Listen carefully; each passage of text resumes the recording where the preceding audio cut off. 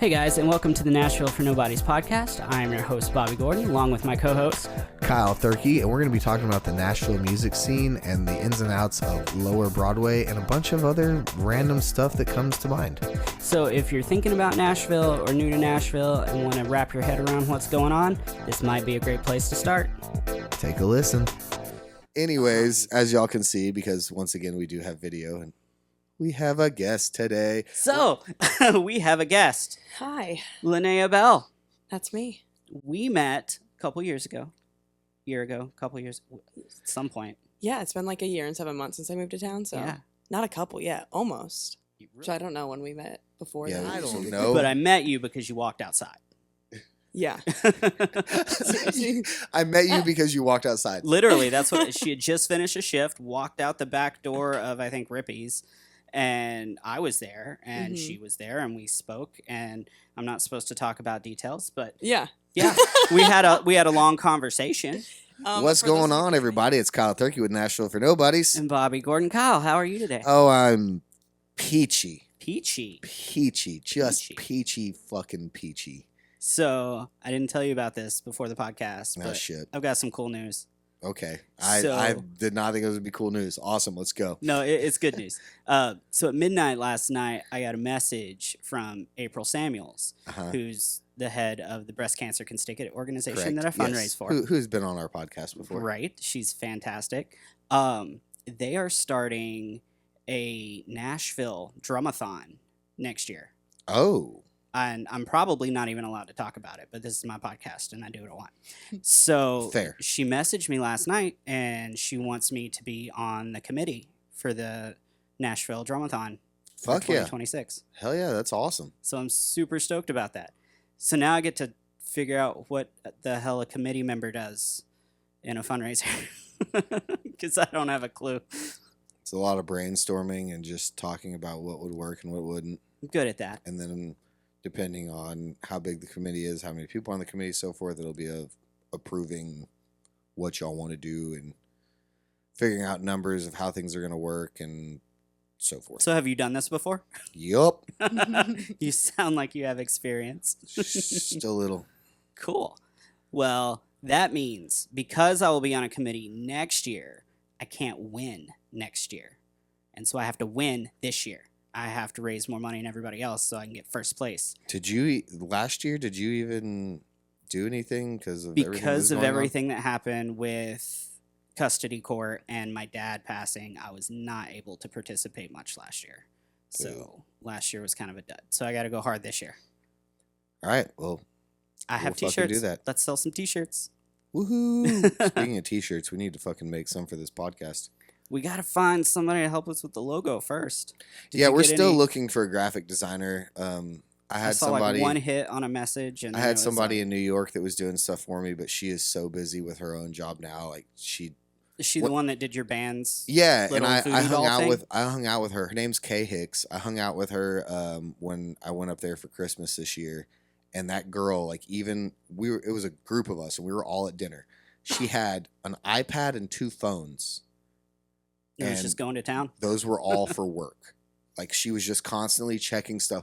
Like we're out at midnight and she's still like checking her phone like for work and shit. I was like, put this shit away. Come She on, don't girl. get paid enough for that. No, she doesn't. No, Not at all. She really doesn't. She's a badass. She works her ass off. But yeah, so she's just too damn busy that I don't want to bother her and be like, hey, can you do this for me?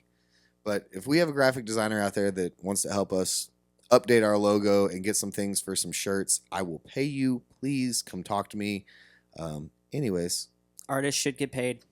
yeah, agreed. Always. Yeah, anybody doing work should get paid. Like period.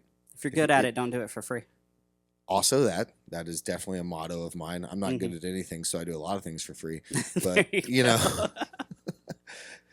Anyways, as y'all can see, because once again we do have video and we have a guest today. We're also live on Instagram, which I can't see it over there. Still looks like we're live. It looks like we're getting some people. I can see Sweet. the circles. That's Yeah, it. I can't see anything. I don't even know if they can actually like even hear us or not. Hello. Hello, Instagram world. Anyways. If not, they're just real confused.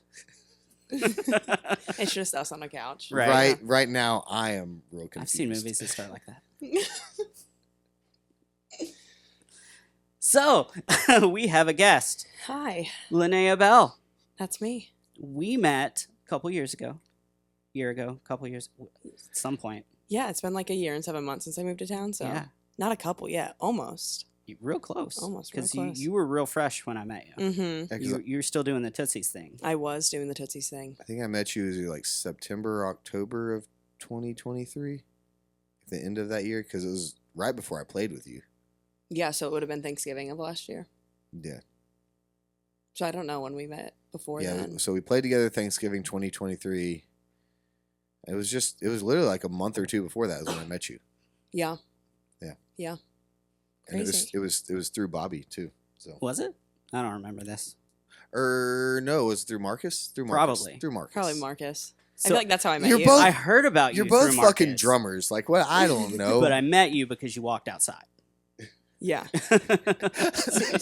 I met you because you walked outside. Literally, that's what she had just finished a shift, walked out the back door of I think Rippy's, and I was there, and Mhm. she was there, and we spoke. And I'm not supposed to talk about details, but Yeah. yeah, we had a long conversation. For those of you listening, that is not a derogatory thing of what he's talking about that he's not supposed to talk about, but like just I signed an NDA. yeah. That is my new excuse for everything. Hey, Yes. what about this? Sorry, signed an NDA. I can't. Oh. Can't. I can't tell you how many times I've used that line, and maybe only 30% of the time that I've used it hasn't been true. I've never signed an NDA I've signed several, but that I'm aware of. they're Oh. Sometimes I sign things and don't read them. they've all been for stuff in this town, like when Garth's was being built and we started Ah. doing all the stuff there, and they didn't want to like tell anybody anything. I might get an NDA after spilling the news about the drama. Like, hey, stop Um, that. But yeah, so you've been in Nashville for almost a couple years, Mm-hmm. and you're killing it. Thank you. Yeah. So Like you came here and just fucking started working. You threw together a band, which you guys are fantastic. You have some really talented dudes in your band, absolutely, and you guys fucking crush it. Thank you. Yeah. It's so weird to think about like when I first moved here. I actually started working at Old Red as a server. oh, And then I did not know that. yeah, and I was there for I think like a month, not very long at all. You were like, haha, out. yeah, well, there was like a whole. It was a whole thing. A whole it was thing? a whole thing. Yeah. That's fair. The managing staff and stuff, which is so funny because a lot of the managers from Old Red that were working for the managers that they didn't like came to Hanks. There you so go. I've got to work with a few of my old coworkers there. Yeah, Old Red has had some turnovers, a lot. Yeah, of turnovers. yeah. I've been playing there since 2021. Are you still there? Mhm, yeah, I'm still there. So I've never played there. It was just like for the serving. So I never saw like how it was for the musicians, just kind of how it was for. For the musicians, it's great, but I know because I've been there for so long and I'm Mhm. friends with so many of the staff, I know about the stuff that goes on. I've probably seen you when I was Oh, serving. Most I likely. probably have. Especially back then, I was there a lot more during the day and earlier shifts. Now I do 6 to 10s and 10 to close. Wait, I feel like I do because I feel like I remember seeing the green hair, and I was like, wait a minute. I Yeah. feel like I do. Yeah, I've had the green hair since the end of 2021. She's so remembering all the past trauma. I am. I like blocked it. I pushed it away. Let's just It's bring coming up back up. all the trauma. like the last 5 days of my life. Yeah, man.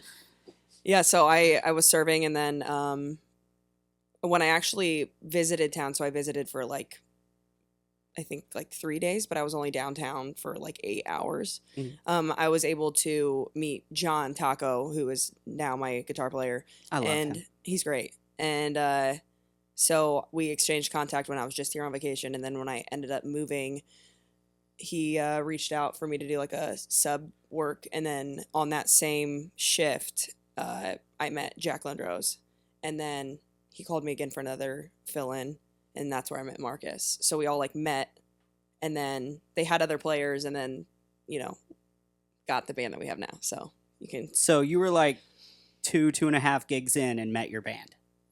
I mean, with the guys that I'm with now, yeah, I've only played with That's them like fantastic. twice. Before we were like, this is the group. I was doing like, I never realized. I mean, when I first moved here, I was like, let's go. I'm excited. I want to sing. This is what I'm doing. I was doing like 3 shows a day, and there's still like singers down here, like female singers who are doing like 3 to 4 shows, and I'm like, how? Right. How? Well, I'll tell you how. A lot of those that are doing 3 to 4 shows a day or 3 shows a day, they're not singing, but maybe a total of an hour, hour and a half. They're usually the co-front, so it's not their show. Yeah. And by all means, do what you gotta do. Yeah, do the hustle. that's not a make your money. derogatory thing. Yeah, That's I'm not you talking do down. you, but Right. that's I'm how just you saying do that's it. just a lot of those cases is they're just the co-front, and I fucking hate that because there's so many good female artists that should be fronting their own band, have their own band. But I also get it. There's somebody I was talking to the other day that she doesn't want to build her own band yet because it allows her to have an open schedule and jump around and get what she wants and pick up however many gigs she wants, and she's also not killing her voice. So I get it. But Yeah. if you're the main singer of your band, like you, it's probably not the smartest thing to be doing doubles and triples every day. Right. That was something I realized like pretty quick after I moved here, because when I was back home in Ohio, I was with the band where I was the co-front basically, and I was only singing like 5 songs a show, what it felt like. But I realized like I wanted to be the front, and being able to you need to be the have front. that. You have like consistent energy, and Oh, thanks. you sing your ass off. I was gonna say you're fucking amazing. Like you should be the front. Like, Oh, thank you. Like you should not be a co-front. You should not be a person singing backup. Like you should definitely be the front. Be the main person. Be the center of attention. Yeah. You're fucking incredible. Thank you. Yeah, that was a hard thing when I was doing like sub work on the old circuit. That was kind of what it always felt like, is like they had to have like a male in the front. Yeah. That just wasn't for me. Because there's some sexist ass just being douchebags. realistic, like the women in this town have to be so much better than their male counterparts. And so like to be good enough to keep your job, but not too good to piss off your co-front. I would hate to be in that situation. I feel like, I mean, you guys can correct me if I'm wrong, because we're pretty consistent at the one place that we play. Obviously we jumped around, but I feel like that might only happen on the purple circuit, or am I speaking out of term? It's pretty standard on the TC circuit to have a male and female. Okay. co-front. So I don't think I've ever played it's it not at TC bar. it's not like a rule, like it's not a hard rule or anything, but So it is consistent. I'll Like, break that down for you so you can have a little bit of understanding for it. So that whole concept comes from the purple circuit. Hey, have a band, but let's also have, and this is what it used to be. Hey, we're going to have a band, but we're going to have a female bucket runner. But also make sure that they can sing so that you can take breaks. That's what it was. And that's how it's been for a long fucking time. And people have come in and told me, like, no, Kyle, that's not how No, that's how it's always fucking been. That circuit is some of the most misogynistic, sexist group of assholes I've ever met. Yeah, it was So that was rough. And what happens is people start there because that is the easiest place to get into. Yep.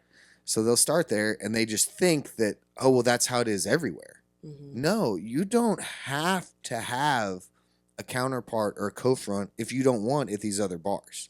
The purple circuit is the only one that makes you do that. Now, it's smart to do that so that you can save your voice, and also it gives you a much wider range of songs you can do. But you don't have to. But because everybody starts there and they do it for so long, it's just ingrained in their brain, and they just think, oh, this is how it is everywhere. And that's just not the case. Yeah. And that's why we're here to break that fucking shit. Yeah. Because fuck that circuit. Well, and it's hard to get out of that routine once you move beyond the purple circuit, because I feel like it takes artists a good 6 months to be like, oh, I'm doing this wrong. I can do this way better and make more money at my job by not doing it the way I learned. Well, and another problem is because in that circuit, they're like, you need to dress like this. You need to act like this. You need to do this. They're micromanaging everything that you do, that when you leave that circuit and you start going other places, you're like, I don't have to do this. Okay. Yeah. And then now at this point, you understand how, like, you know, shows work and the town works or whatever, but now you're trying to figure out who the fuck you are as an artist and an entertainer and that person on stage. And that takes time. Yeah. Yeah. Some people come in and already have it. I've seen people come in and they just got it. But there's other people I see come from that circuit and they go on to other circuits and they're like, they're a deer in headlights. Like, what do I do? I don't have somebody telling me what to do right now. I was like, yeah, this is your show. What the fuck? What are you gonna do? Yeah. Right. I want to definitely, like, I'll talk about my boys all the time because they have allowed me to do everything since moving here, and I'm so grateful for them.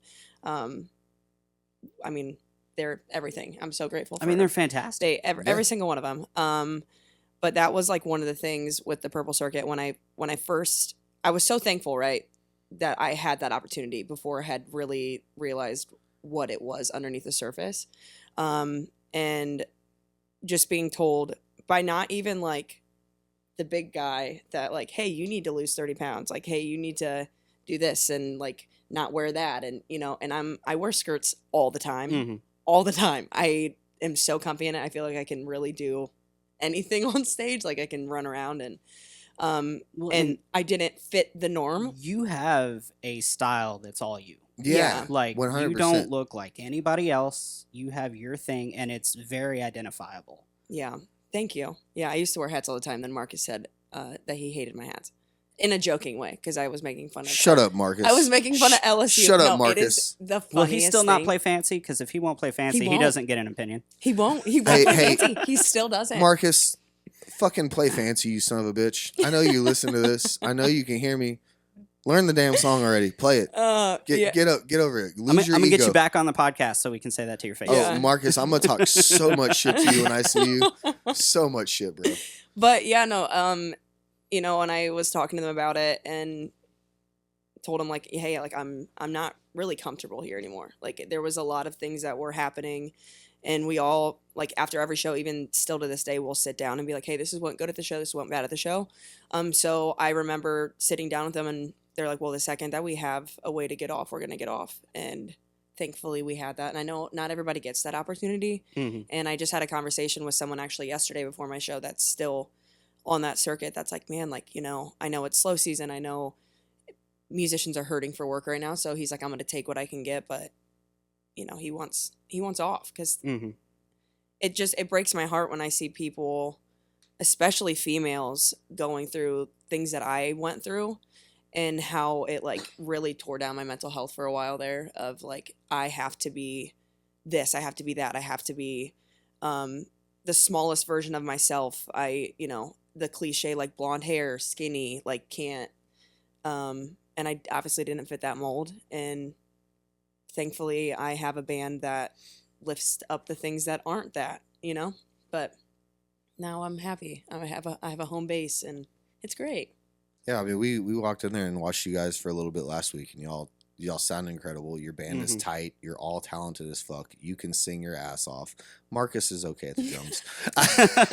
Just kidding. I love you, buddy. I also want to add, though, as I was saying that, because I was thinking about it, like, nothing against my blonde babes. I have so many, you know, like, I don't want that to come off as like, no, but you're right though. Like, there's definitely we're in the entertainment industry. Like that's what it is. It's the entertainment industry. It's the music industry, and Bobby and I were having this conversation last week about, like, how people just judge you on your appearance just because that's just what we are, you know, and it sucks, but that's what it is. And we're trying to break that. We're trying to break that because there's so many people in this town, in this world, that are so fucking talented, but because they don't fit the beauty standards, right, they're never gonna fucking get work and get noticed, and that's such bullshit. And I hate that there is circuits in this town, fucking Purple Circuit, that still, and even I've been told recently that there's people on the TC circuit that do the same shit, and that's really. I mean, realistically, it's probably at least a little bit everywhere. Yeah, and it's fucked up. Sure, like, I get it. You want people to look good on stage, but you should not be telling people what they can and can't wear, or firing people because they weren't doing what you wanted them to do. Right. Fuck you. let them run their show. Right. Now, obviously, if they're doing stuff, I feel like that's not beneficial to the bar. No, if you it's know? not working, But I mean, it's like, not working. No, if you're letting go of somebody because they're not fitting the standard of like what people want to see on stage, that's not it. that's what's happening. It's Yeah. not. It has nothing to do with their talent or their music choices. It's because of how they look, And that's so it's sad. It's fucked up. That's And I mean, so sad. that mentality bleeds into every aspect. I mean, how many times have you been told not to do a certain genre of music or to play a certain thing because that's what the managers want, but It's the not- crowd it's- is begging you Right. to do what you're Hey, doing. any managers and bookers that are listening to this right now, hear me loud and fucking clear. Shut the fuck up. Let the band do their thing and let the crowd dictate what they want to hear. Nobody gives a fuck about your opinion and what you think or what you say because you're not the one out there working, dealing with the crowd. And I don't give a fuck if you're a booker that plays one day a week. I don't give a fuck. You are not there on that stage with that band, so shut the fuck up. Let them do their thing. Let them make the bar money. Let the band make fucking money. And everybody go on with their fucking lives. Okay, I'm done with my rant. And again, if it doesn't work, that's a different Sure. situation. Yeah. Sure. If you need to call and have a conversation, like, hey, you've had this shift for 3 months and the numbers are consistently low. Mm-hmm. What can we do? Mm-hmm. Make it a conversation, because at the end of the day, like, we work in their establishment, but we run our business. Your establishment ain't gonna fucking make no money if you don't let me do my fucking show. Right. Right. Like, if you're sitting here micromanaging what I'm doing, it's gonna run more people out than have me keep people in. Right. So let me run my show, and if my show sucks, okay, well then fire me because my show sucks. Yep. Not because I'm not doing what you want me to do. Right. Speaking of shows, we're going to take a hard right here. Because you have a band Mm-hmm. and you guys are consistent, you have been able to put together a show. Mm-hmm. You have bits, you have choreography, you have jokes, you have a show. Yeah. Most of Broadway doesn't have that. Mm-hmm. How, like, was that a conscious decision? Did you guys sit down and say, hey, we're going to script out a show? Or is it things that just happen and then you just kept them? So it kind of, I mean, everything always changes as you play with the same people throughout time.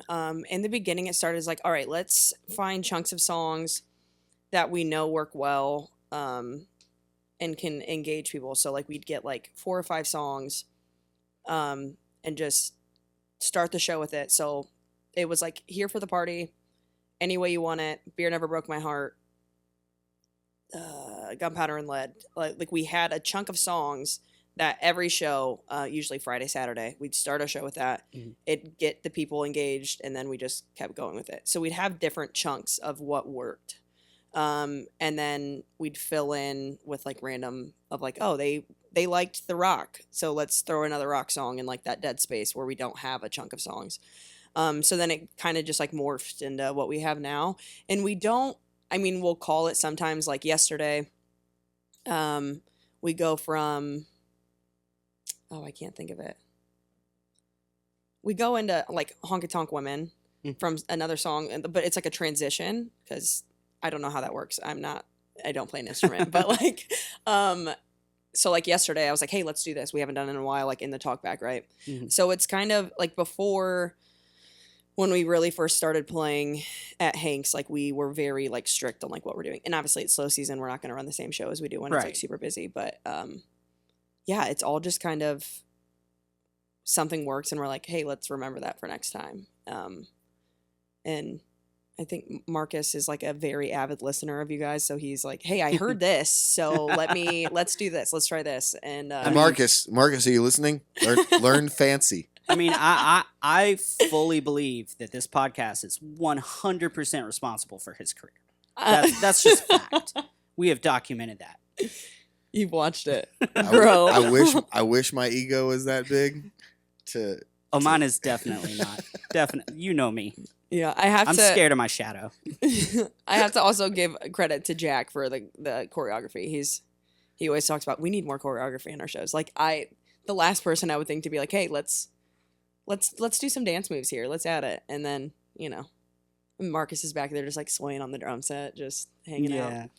No, No. it's been really nice to be able to kind of fine tune what works, and then every week, well, it's fallen off since Christmas, but like every week or every 2 weeks, we're always adding what the crowd's wanting at the time, just to make sure that we're staying up with whatever it needs. So what I have heard in the last like 4 minutes is that you know how to read a crowd, and that's fucking incredible. 'Cause so many people don't get that. They're up there and they just want to do what they want to do, or they're oh well, I think this might work. Look at your crowd. Look at how they're responding. Don't just throw something out there and hope it fucking sticks. Right. Like, I love that you have a block of songs that you start your show with to get people engaged, and it works. I've seen it work. And then you can just read the crowd and be like, okay, here's where we need to go. Here's what we need to do. We have these block of songs we can try, or this, or, oh, like you said, oh, they like the rock more, they like the country more, and this and that. I love that. That I wish more people would do that, and I preach that shit all the time. Like, read the crowd. Right. If you read the crowd and you respond to the crowd, instead of letting the crowd respond to you, you respond to the crowd. Read them, be like, oh, that's what they like. Yeah. That's what they want to hear. Okay, you know what? I don't want to fucking play Katy Perry for the next 3 hours, but if that's what they're dancing to, then Right. we're gonna fucking play That's Katy what Perry. pays my mortgage. Right. Hell yeah. You know, I mean, Yeah, we've also started, especially during like slow season. Like, I feel like, in my opinion, I feel like this slow season has hit pretty hard. this has been the worst slow season I've seen in 10 years. Yeah, it's pretty bad. Which sucks because we said that last year too. Yeah. So hopefully then summer is going to be the best summer. I mean, come on. We have to Last have year, some. this time, I had twice as many gigs than I do now. Wow. Yeah. Wow. I was not lucky last year. Now, this time. granted, I was still very active on social media, Facebook and Instagram, which I don't have any of those anymore.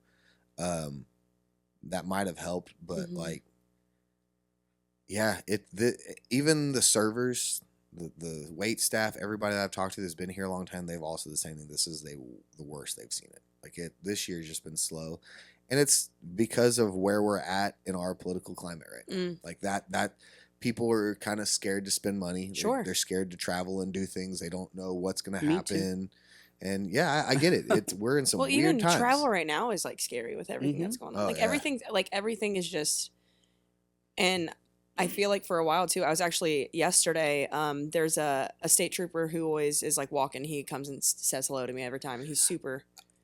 We saw him when we Yeah. were out there the other day. He literally walked into every bar and said hi to everybody. Yeah, no, he was in super Jack's and nice. we were eating. I don't know his name. I've seen him. I know his He name, came but I don't know into, if I want to. He came into Legends Corner while we were there too. Yeah. So he's super nice, and I was talking to him about like all the attacks that were happening for a while, and I feel like that also like plays a part because like we are a massive city that like brings a lot of tourists in, like, Oh, yeah. and that fear I feel like has to be in people too, and it like breaks my heart to see everything is still going on. But yeah, no, it's sad not seeing a lot of faces on the street right now. But Yeah, it's kind of a ghost town. Like, we were down there the other day, and I was like, when we were filming last week, I was just like, holy shit! Like, it's empty. This street is dead. yeah. The middle on a beautiful sunny day. Right. It was a gorgeous day. And what's great, like, normally Mondays are somewhat busy because people are traveling. They'll leave later Monday or early Tuesday morning. You know, they came in for the weekend, and it was just so quiet. Like, we walked into Jack's and there were like 4 people in there eating. I was like, wow, I've never seen this place without a line. Right. And that was 1 o'clock, right around lunchtime. So I thought it was gonna be way busier, and it wasn't. Yeah. To kind of circle back to the chunk of songs, something else that we've been doing, which is like very helpful, not only for like us on stage, but the crowd as well. When you lose the crowd, it's kind of hard to keep going with like what you know has like worked before, especially if you don't have them. So what we've been doing is like, let's play a song that like we actually want to play as a band. Like something that's going to make us happy a lot. For me, it's like Can't You See right now. I love doing that one. I've always loved doing that one. Everything that we do is kind of a little different from what it is, which I love about music, that you can morph it.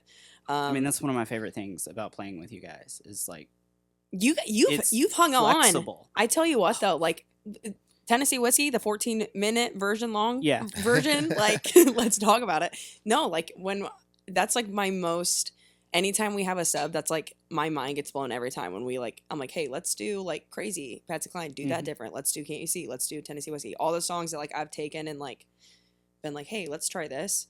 And the subs just Well, staying shout along. out It to is Mr. so Taco cool. because he is fantastic at leading. Mm-hmm. Like, he can get me from point A to B, no problem. Mm-hmm. If there's anything super weird, you guys always let me know. Mm-hmm. That doesn't mean I'll hit it, but at least I know it's coming. Yeah. Yeah. That No, was something. you guys make even- it so easy. Even when I played with you guys, I know you were still kind of like new together as a band and developing yourself. Y'all were very easy to work with because that communication was there. Like if something was going to come up, you're like, "Hey, by the way, Watch out. cool, yeah, we'll follow. Sweet, And not a it problem." comes with zero judgment. Like, I've never been afraid to mess up. Mm-hmm. Because That's if like I the- mess up, it's fine. You That guys will literally catch makes me. so happy. I've never been afraid on stage with you. Like that's something like I talk to the guys a lot about, like especially when I have subs. I'm like, that like it's live music. Like stuff's gonna happen. Like I'm gonna hit a wrong note. You're gonna play a wrong note. Like something's going to mess up, Especially and it's for- not the end of the world. when Like, you're doing it's it not, for 4 hours, Yeah, mistakes are going to happen. yeah, We're fucking human. mm-hmm. Yeah. We're not I'm all tired. We're not all we're not all Eric Gannis. We can't be computers. Yeah. That's a very fair statement. Yeah. Like yesterday I was singing, I was doing I Will Always Love You, and the acapella version right in the beginning, I forgot the words. I sing that song like maybe once a show. Just forgot the words, and I'm standing there, no music's happening. I'm just like, what? And I like look at John, and he's like mouthing the lyrics to me, and I'm like, okay, got it. Like, it's so funny that I always like turn to John to be like, what is it? What are the words again? But I was on TikTok live at the time, and they're like, oh, like people will like comment like, oh, that's flat or that's, and I'm like, yeah, well, it's live. Like, there's nothing on my voice. There's nothing. You were talking shit to people on the TikTok when we were there. It was I great. love that. You're like, yes, I fucking know it. This shit happens. Right. Like, I don't understand it. Like, it's live music. Like, there's not going to be anything added onto my vocals. It's raw. Like, Right. it is what it is. Like, it's not going to be perfect. Everybody just wants to be a fucking judge. Mhm. Mhm. And more than half those people that talk shit on TikTok probably don't do goddamn anything with their life No. anyways. They're just little keyboard warriors. Yeah. I think you called them keyboard warriors too. Yeah, I felt bad, especially like on a Saturday morning when I'm usually up late on Friday and then have to wake up early on Saturday. I'm tired, and I'm like, Mhm. today's not the day. Like, I try to be as nice as I can, but when you're constantly being mean to me online, I'm gonna say something back. That's me on Sundays because I close. So Thursday morning I open, then I close Thursday night. Then I usually have double closing Friday, Oof. a split, a 2 to 6 Saturday, and a closing Saturday, and then open Sunday. That's generally my schedule. What are your off days? Monday through Wednesday. Okay. Uh, Oh, I did ask you that when you were at the show. Yes. Well, right now that's what it is. As soon Mhm. as things get busy, my only off day will be Tuesday. Tuesday. But right now it's Monday through Wednesday. And on Sundays, if you come to my show, I don't put up with shit. Everybody that has a comment, I have a response for. Yeah. Like most other days, I'm like, yeah, whatever. Like I don't care. On Sundays, I'm like, oh yeah, really? Fuck you. Yeah, I was, man, I kind of felt bad because, like, when I say something that's, like, kind of mean, I'm like, oh, I shouldn't have done it. But someone was in there and was like, oh, this is not it. But then they kept, like, commenting and, like, watching. Like, obviously, there's something that you, and so then I have people that are constantly in my lives that come back every time. Mhm. And one of my friends from college, she was in there. And she was like, hey, what's going on? I was like, oh, man, we have a bully in here right now. Or we have I didn't say bully. I said something like a jerk or someone who has, like, opinions. I was kind of hoping that everybody would, like, bully him out of here. And then after I said that, I was like, oh, maybe I shouldn't have said that. But, like, I mean, you're going to bully me. Like, Well, that's the thing. Like, if you're gonna be a dick, and I get it, like we need to be nice. We all need to love each other. I'm all for that. right. But if you're gonna be a blatant asshole for no fucking reason, guess what? I'm gonna be a bigger asshole. Mm-hmm. The times when, like, I will be like, I don't care what comes out of my mouth, is when they come after the band. Like, if they talk shit about me, I'll take it. But like the second that you talk about one of the guys, You're like, nah, fuck no, you. you don't talk about them. Mama No. bear No, no, fuck no, you no. up. I no, seriously, like that happened I think yesterday or the day before, and I was like, no, you can say shit about me all you want. Like I'll Mhm. take it. I'll laugh at you because whatever. But the second that you say something about them, no. Well, that's kind of a good segue into one of the things I wanted to talk to you about is your confidence on stage. Yeah. I don't know if it's always been that way for you, but you seem extremely comfortable and confident, not just singing and performing, but talking to the crowd and asking for money. Mm-hmm. Because that is one of the biggest things on Broadway that like some people have it, some people don't, and it's really hard to kind of make yourself good at that. Mm-hmm. And you're fantastic at being able to be extremely direct with somebody, not piss them off, and take their money. So like did you learn that? I'll Is give you the that, secret. like- You want the secret? Yes. Yes. Service industry. Yep. Service industry. Knew it. That helped me get like better communication with people, like when asking for money. But like when it comes to just being confident on stage, I know my mom and dad are gonna listen to this. My mom will be like, that was her entire life. Like that's how I've always been. I'm the youngest It of 4 girls. Seems natural. It does. I was the youngest of 4. So I feel like as the youngest, I'm always like, pay attention to me. Hey, like me. So I was always the loudest. I was always doing stuff, you know. Yeah. So you understand. 100%. But to talk about, you know, asking for money, it always, my thing is like, something I've been saying a lot more is like, we chose to do this. Like, you guys didn't choose to do, like, make us do this. So it is not your responsibility to pay my bills. Like, it is not on you. I chose this. I have to find a way to get that done. Mm-hmm. And so when you're talking to somebody in the sense of like, hey, like, you don't have to give me your money, but like, just know how appreciated it is. Like, there's so much more like willing to be like, oh no, like, I want to help you out, other than just being like, hey, I need your money. Give me your money. Yeah. Like, no one's gonna wanna help you. Yeah. So Noah Garner, who's been on the podcast and I work with on Thursdays and Sundays, he's really good that way too. He'll run the bucket once a show. Sometimes he doesn't run it at all, and he'll only mention the bucket outside of running it. He'll only mention it one other time, and he'll always say the same thing. It's not required, but it helps us pay our bills, and we appreciate it.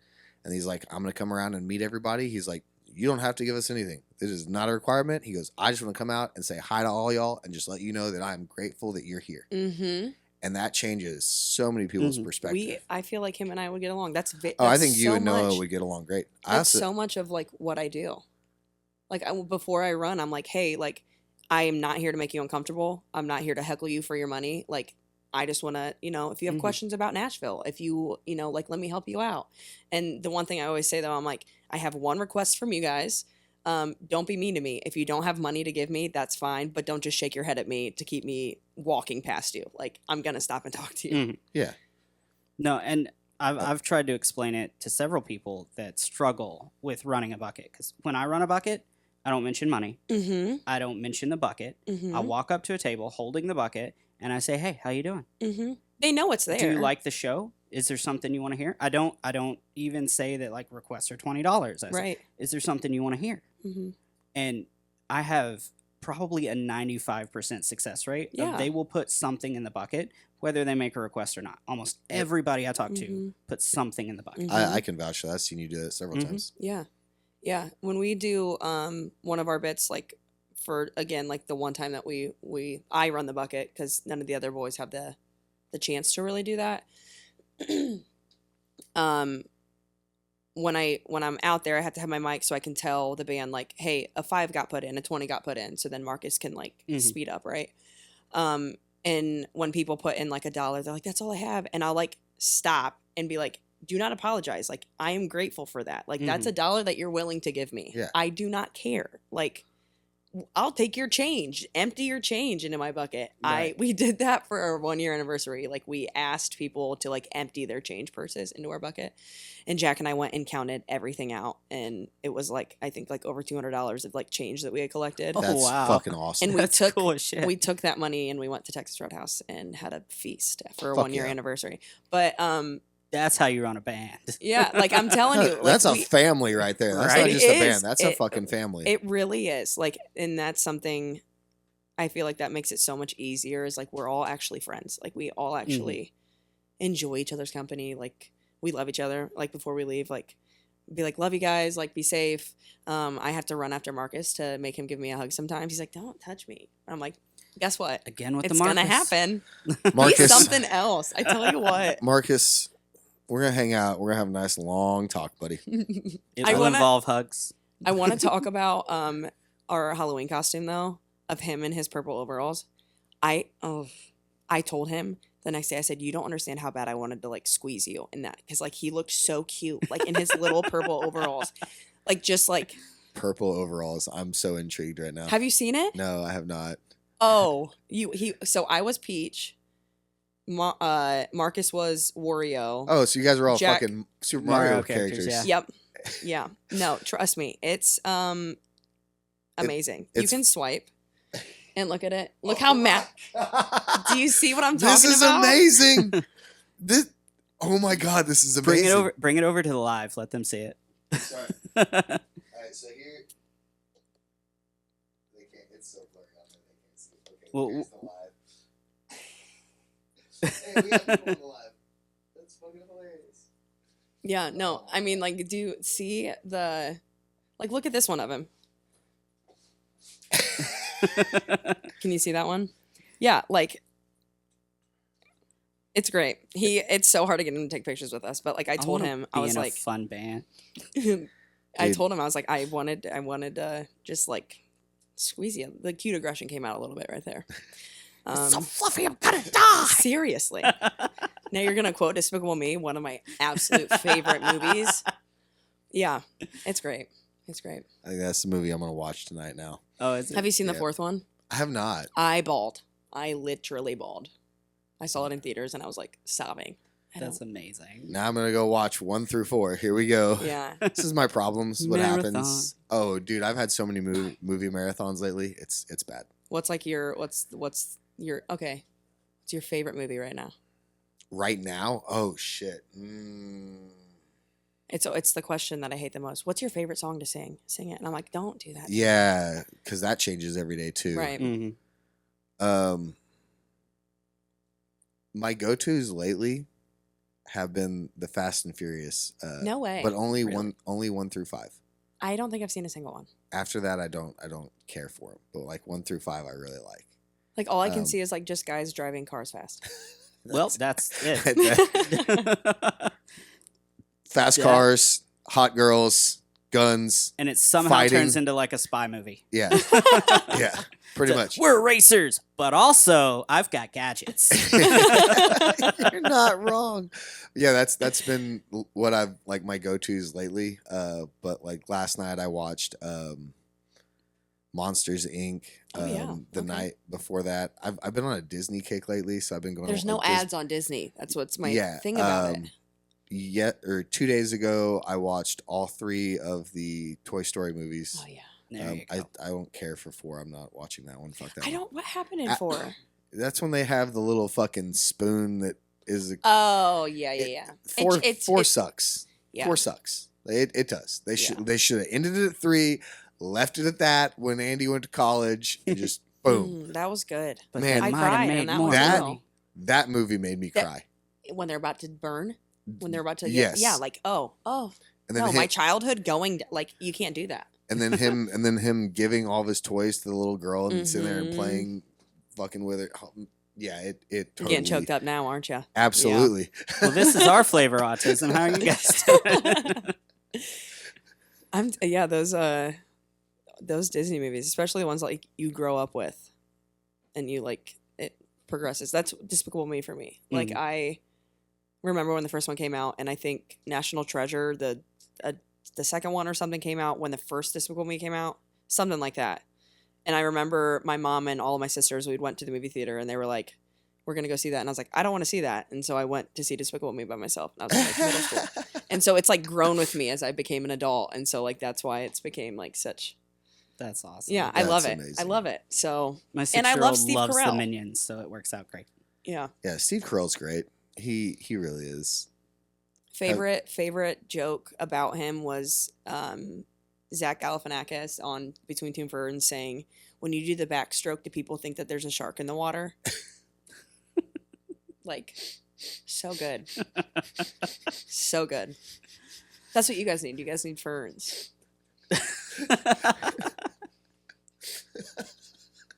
You get 2 big ass ferns on the side of the couch. Have you seen Between Two Ferns? Yes. Okay, I was like, hold on a minute.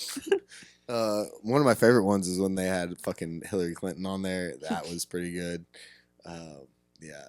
Speaking of Steve Carell and movies, not a lot of people that I've talked to know this movie, and it's one of my all-time favorites. Over the Hedge. Oh yeah. Okay, Yeah. thank you. You're cool. You're still cool. Yeah. We could still be friends. With like, oh yeah. It's fucking great. Love that movie. I feel like I haven't seen that in a minute. With Right? the cookie, the squirrel and the cookie, right? Yeah. He goes like crazy for the cookie. Yeah. Steve Carell's the squirrel. He is? Yeah. Yeah, he's the squirrel. Huh. And when they first approach the hedge, and they're like, "What should we call it?" He goes, "Steve. Steve's a good name." His voice acting is phenomenal. He's so good. He's fantastic. Fell in love with him from The Office, and I've been a fan ever since. See, The Office I never really got into. I couldn't Really? get into it. Yeah. It was That's just not my humor. it's not very, mine it's either. dry. It's very dry. It's way too dry for me. Mhm. And while some dry humor I think is great, when the entire episode and season, every season is the same dry, Mhm. I was like, I can't. Okay, so like what? I don't think it's a terrible show. It was just almost too slow for me in a sense. That's fair. That's fair. Like my attention was just getting lost constantly. Yeah. Yep. Like and I would, because it is so dry that there's some great humor in it, that I would miss it. Sure. Like it would just go over my head, and it would take me Over two the or hedge, three. I think you meant yeah, to over the say. hedge. It would take me 2 or 3 See what I did there? times Yeah, I love it. for me to fucking catch on to it. Like, Mhm. oh, okay, that's funny. Let me Got rewind it and listen to it again and see. So like, what would be your humor then? Like, what would, like, if you could put it in like a movie or a TV show, like what? I don't know. That's something I've never thought about. So like, The Office is my type of humor. I love that like dry, like they're not trying to be funny, but it's funny. Mm-hmm.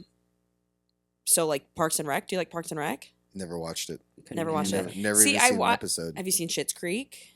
Yeah. That one I got into a little bit. Like that one was fun for a minute. Mhm. Oh, you didn't finish it? No. I love I that was one like too. I watched the first season. That one, I was dating somebody at the time, and she got me into it, Mm-hmm.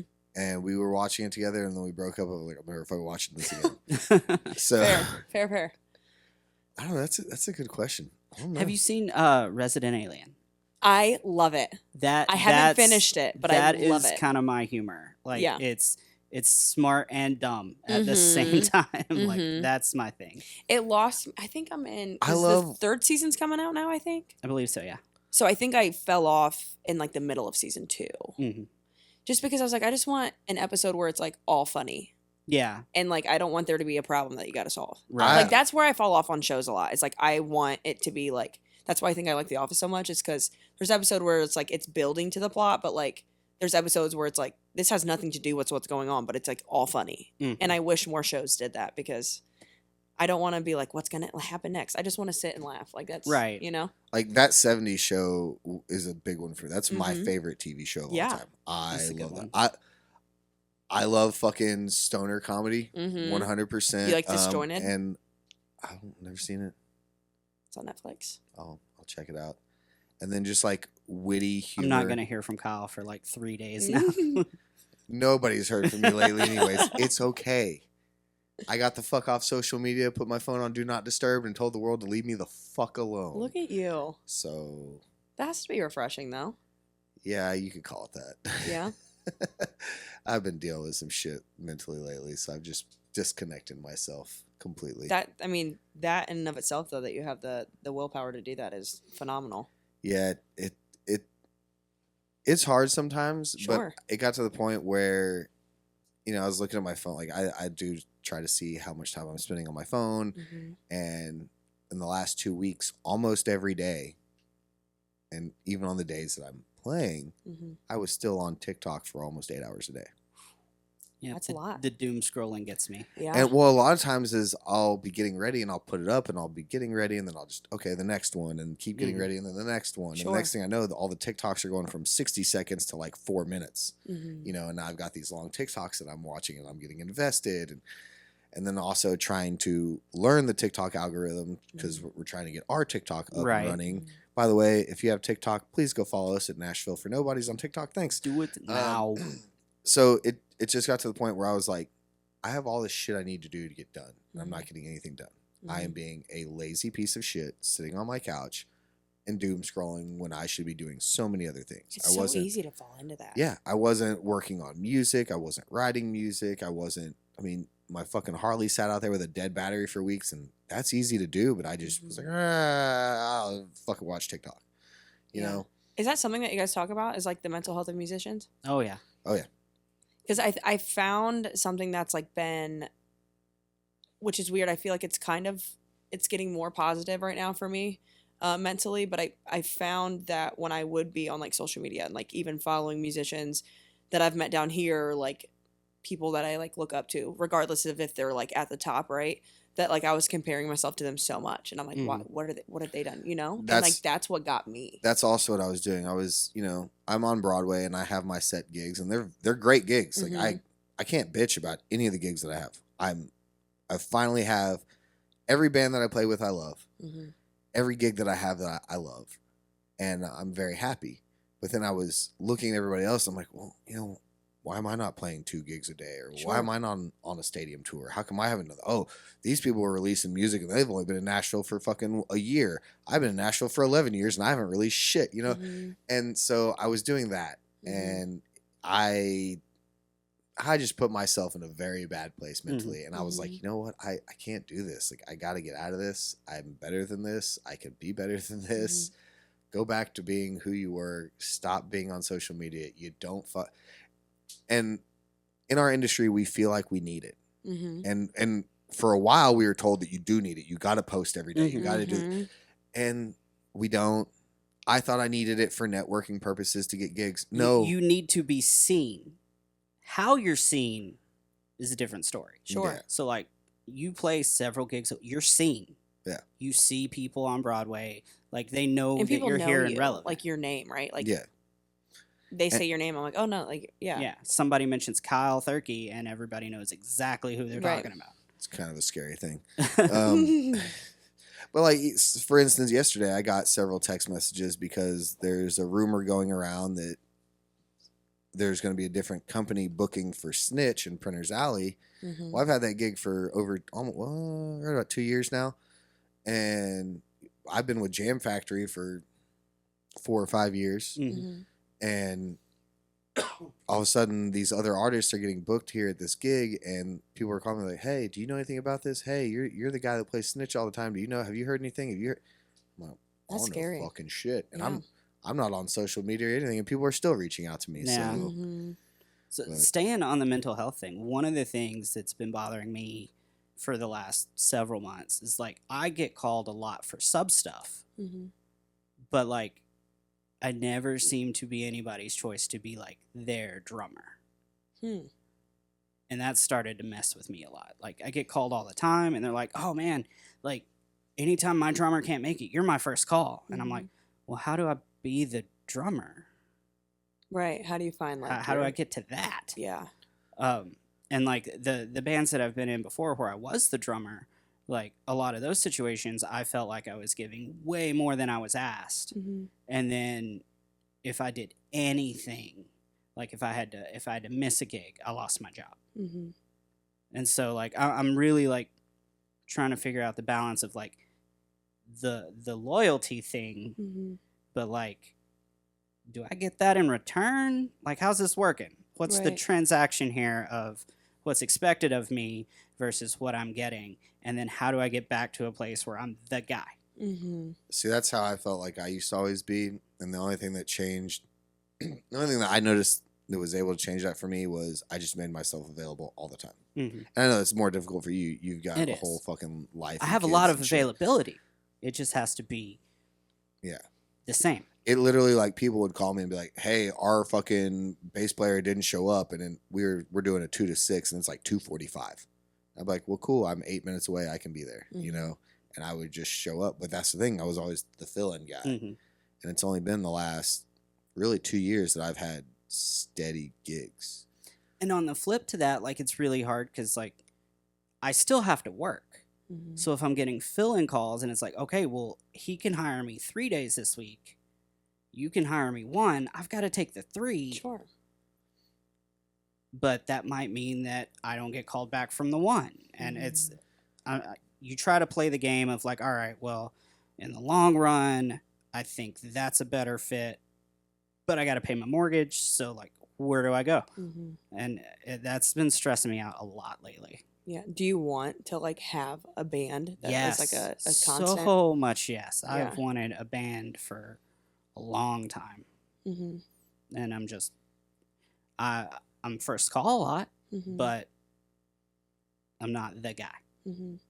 I wish I could give you like any insight on that, but I don't play an instrument, so I've never, like, I feel like being a front versus being an instrumentalist is like a bit different. You guys can completely stop me if you think that I'm wrong. No. But I feel like, I don't know. Well, so it is definite.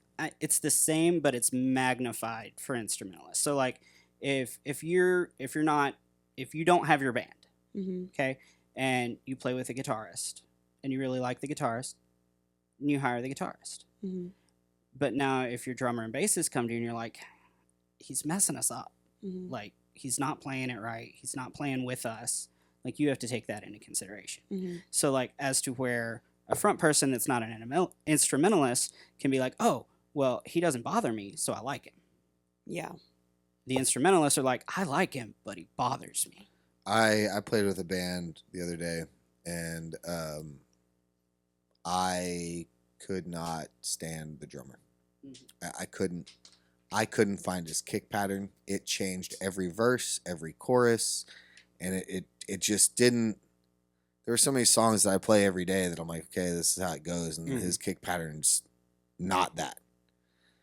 And if I can't sync in with your kick, it fucking kills me. And I was like, I don't ever want to play with this guy again. Yet the whole band is praising this dude, and I was like, nope, never again. I'll never work. Super nice guy. He's a great player. Yeah. I'm simple. I'm fucking meat and potatoes. Like, this is what we do. And I had the hardest time locking in with him. Yeah.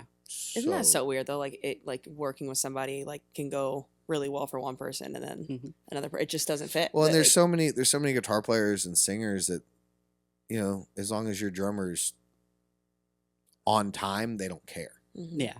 Whereas a bass player, that you can be on time. That's a whole different relationship. But if I can't lock in with you, like, that's the whole point of a rhythm section is to be locked in. If you have a rhythm section that's locked in, songs sound great. If you have a rhythm section that is not together, the song sounds like it's falling apart and people don't know where to go. And there are several times that this band the other day, like, didn't know how to end a song all of a sudden. Songs that we play all the fucking time. They didn't know how to end it. You know, and he was not leading songs how they needed to go. I was like, yeah, I'll never work with that person again. I just won't. Nice guy, good player, not for me. And some people just don't gel. Like, they just can't lock in. Like, it's got nothing to do with either one's talent. They don't fit. Where I play with Bobby all the time. We lock in. It's great. He leads. Except that one song last week. The pattern changed between the verse and the chorus. And so, like, what song was it? I don't even remember. I don't either. If I think of it, I'll let you know.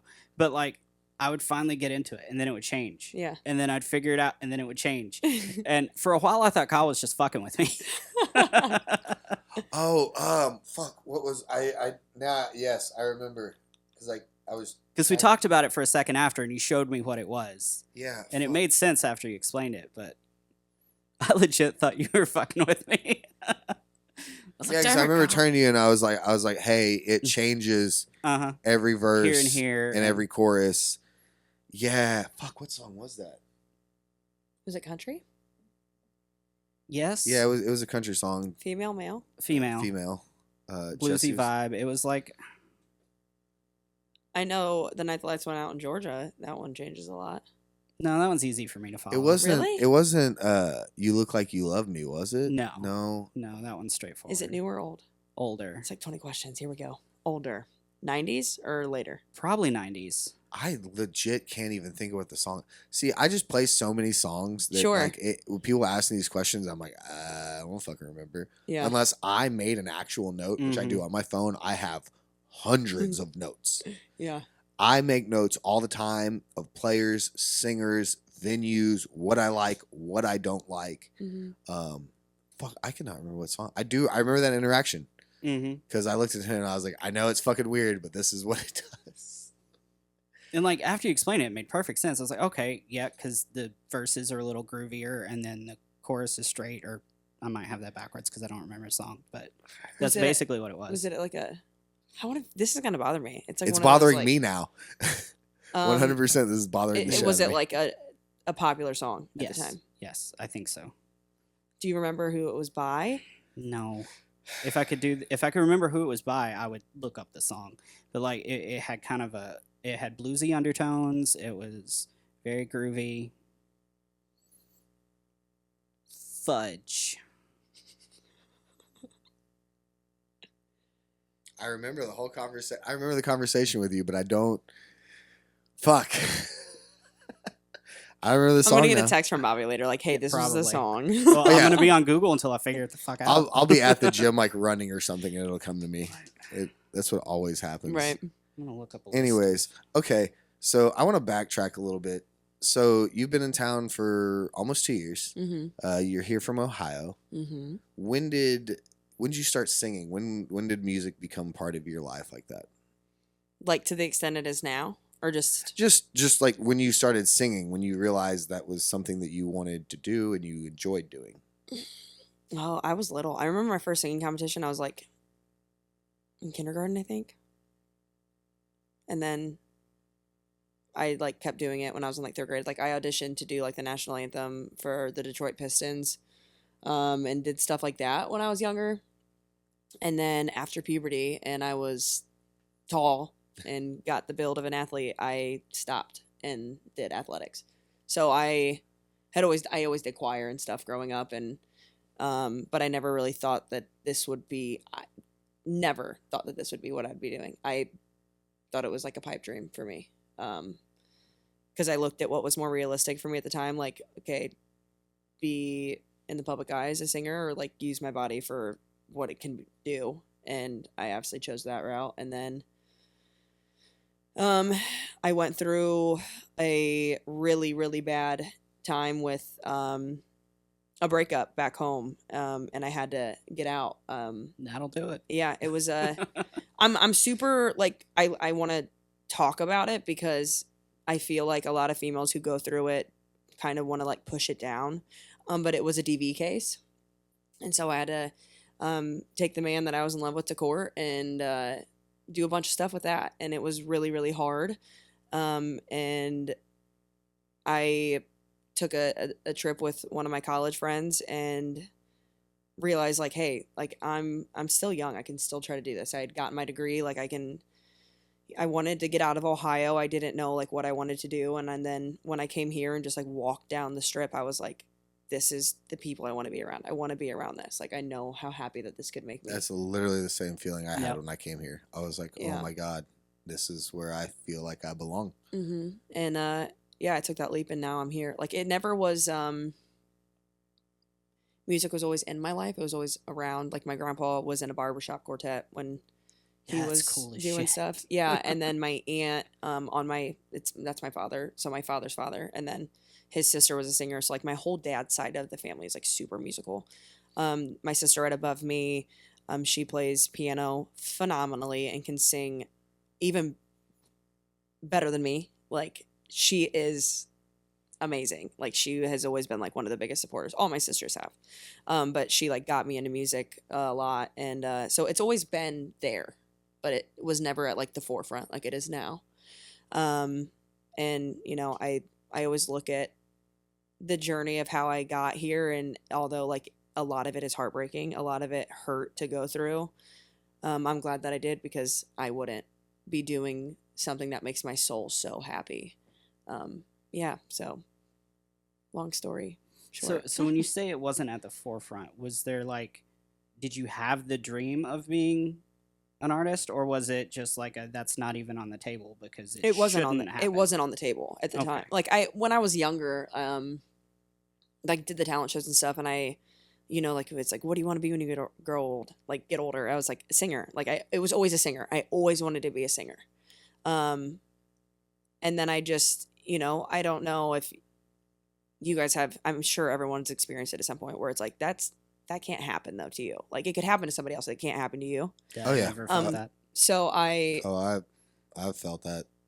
So then that's when I turned to like, okay, physically I am good at athletics. Like I know I can do that. Like I can, and obviously now being a musician, like being a singer, like I don't feel this way anymore, but like I was like, let me do something that I know I can put the work in, that I know I can like physically like work to get better at. And I don't know why I never viewed being a singer as that, which it is, like, but like at the time when I was doing athletics, like I could see the progress, like physically, like I could see myself getting better. And I don't know, like you said, you're tall, you are built to be athletic, and so you have a natural advantage there.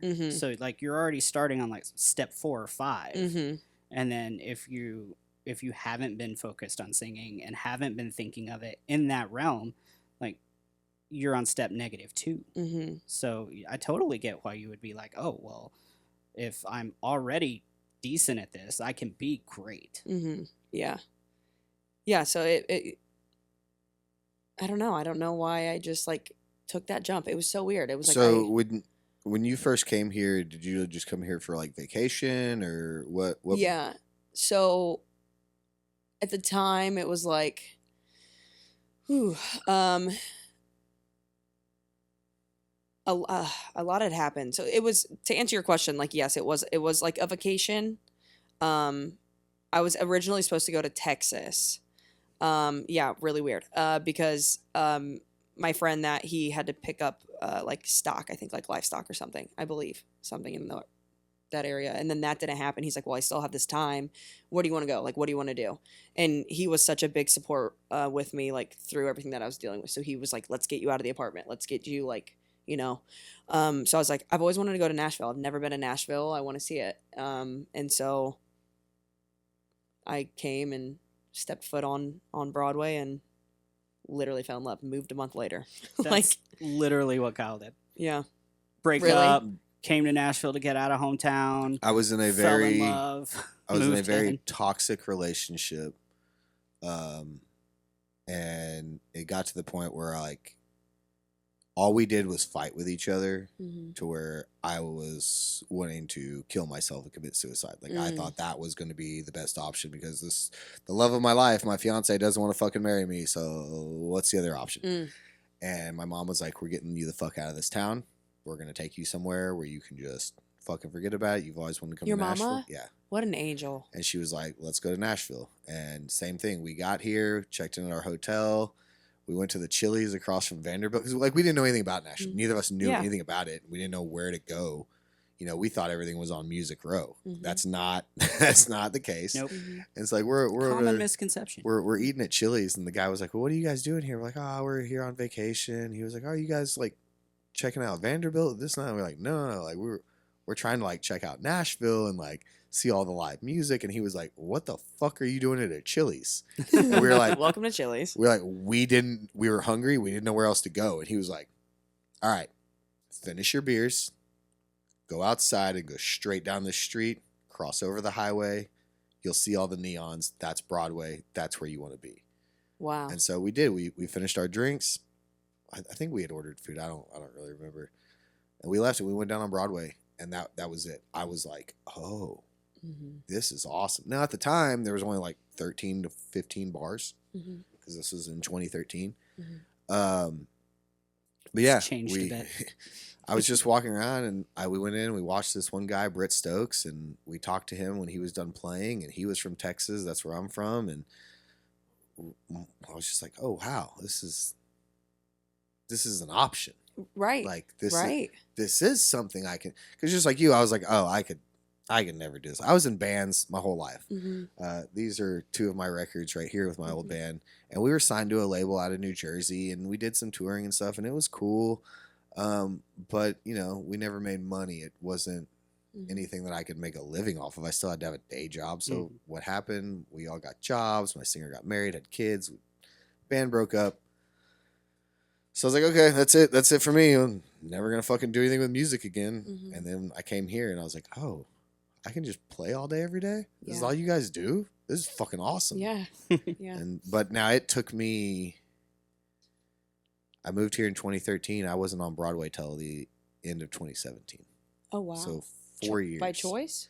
Yeah. Well, one, I was scared. I was terrified. Everybody told me Broadway is where musicians go to die. And so I was like, and at the time, all the guys that played. What? Yeah. At the time, all the guys that played down there were older, but they were also the cream of the crop. They were the best fucking people in town. Oh, it wasn't like the oversaturation. Yeah, not at all. Not. I mean, how cool to see In fact, it was hard as that, shit to though. get on Broadway. Yeah, How in that cool to time. see that. So I was like, okay, well, I'll find some musicians. I'm in, it's Music City. I'll find some musicians and we'll get a band together and we'll just do the weekend warrior shit like I did in Texas. I was just gonna do the same thing.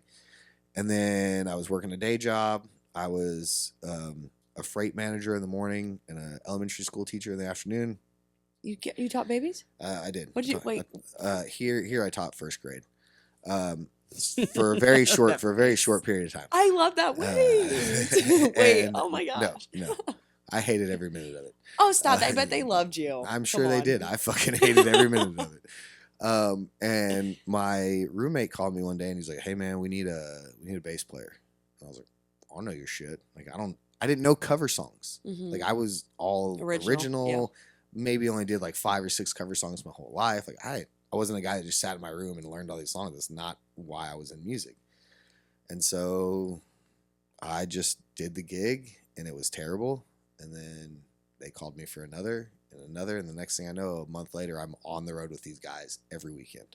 Wow. And so I did the weekend warrior thing for 3 or 4 years, got engaged and married. And then I was like, all right, I need something where I'm in town more. And then that band, we had split up and then they got back together and they were doing the Broadway thing. Well, we were doing the Broadway thing on the road already. So I was like, well, they need a bass player. Like, fuck it. I'll help out and fill in this weekend. Jumped in with them and then it just snowballed. Yeah. I just stayed on Broadway and it just snowballed. Yeah. So yeah, same kind of story. Fucking, I went home. We came here for vacation, went home for a month,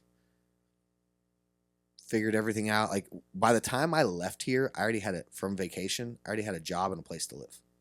So I went home, took that last month to tie all my shit together there, and then fucking left, came here.